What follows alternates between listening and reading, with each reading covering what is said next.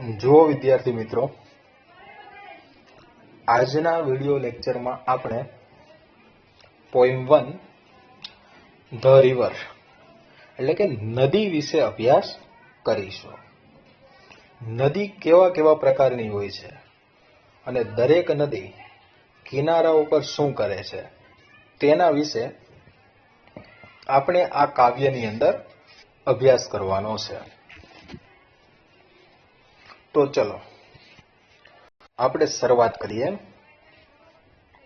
River river little river, નદી નદી નાનકડી નદી. લિટલ નો મતલબ થશે નાની. નદી નદી નાની નદી અથવા તો નાનકડી નદી. Bright you sparkle on your way. Sparkle નો મતલબ થશે ચમકવું, કે આનંદથી ચમકતી તારા માર્ગમાં, એટલે કે તારા માર્ગમાં તું આનંદથી ચમકે છે. તારા માર્ગમાં તું આનંદથી ચમકે છે. Over the yellow pebbles dancing. Pebble નો મતલબ થશે કાકરો. પીળા કાકરા પર નાચતી અને કૂદતી. ડાન્સિંગ એટલે કે નાચવું કૂદવું. Through the flowers and foliage glancing. Glance નો મતલબ થશે નજર કરવી. ફ્લાવર્સ નો મતલબ થશે ફૂલો અને ફોલિએજ નો મતલબ થશે પાંદડા, કે ફૂલો અને પાંદડાઓમાંથી જોતી અથવા તો નજર કરતી. Like a child at play. જાણે કે એક રમતું બાળક. એટલે કે પહેલા ફકરામાં નદીને રમતા બાળક જેવી કહેવામાં આવી છે. શા માટે કહેવામાં આવી છે રમતા બાળક જેવી?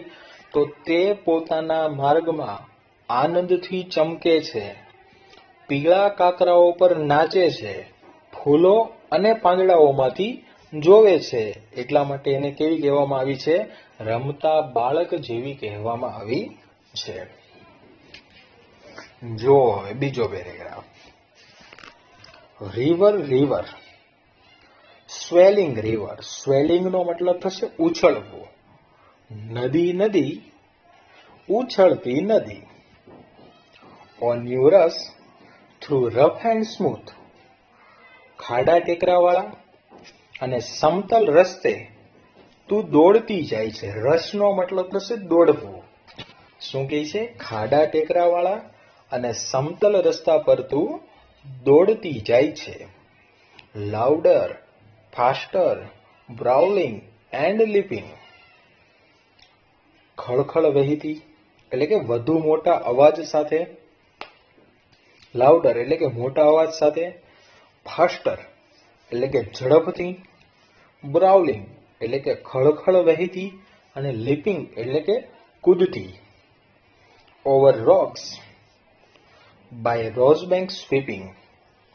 પથરા ઉપરથી કાંઠા પર ગુલાબની હારને સ્પર્શતી ઝડપથી દોડી જતી. Like impetuous youth. જાણે કે ઉન્મત્ત યૌવન. તો મિત્રો, બીજા ફકરામાં નદીને કોના જેવી કહેવામાં આવી છે? ઉન્મત્ત યૌવન, યુવાની જેવી કહેવામાં આવી છે. તો શા માટે કહેવામાં આવી છે? કારણ કે તે ઉછળે છે, ખાડા ટેકરાવાળા અને સમતલ રસ્તા ઉપર દોડતી જાય છે, મોટો અવાજ કરે છે, ઝડપથી ચાલે છે, ખળખળ વહે છે અને કૂદતી જાય છે. પથ્થર ઉપરથી કાંઠા પર ગુલાબની હારને સ્પર્શતી ઝડપથી દોડી જાય છે. તેથી તેને ઉન્મત્ત યુવાની સાથે સરખાવવામાં આવી છે. જો ત્રીજો paragraph. River river brimming river. Brimming નો મતલબ થશે છલકાવવું. નદી નદી છલકાતી નદી. Broad and deep and still as time. Broad એટલે કે વિશાળ અને ડીપ એટલે કે ઊંડી. એન્ડ સ્ટીલ એઝ ટાઈમ અને સમયની જેમ સ્થિર રહેનારી. નદી કેવી છે? વિશાળ અને ઊંડી છે અને સમયની જેમ સ્થિર રહે છે. seeming still yet still in motion.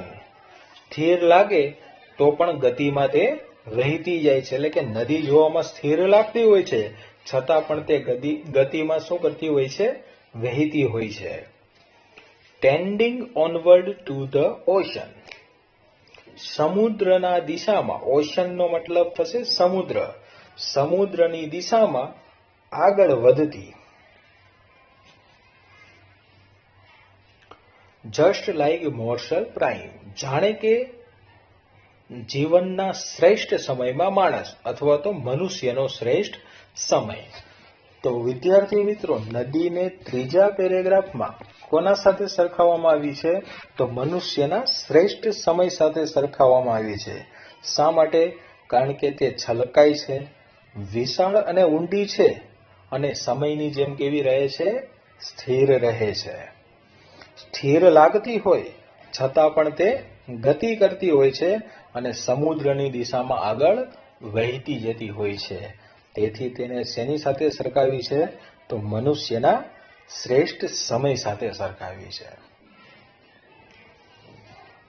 River river, headlong river.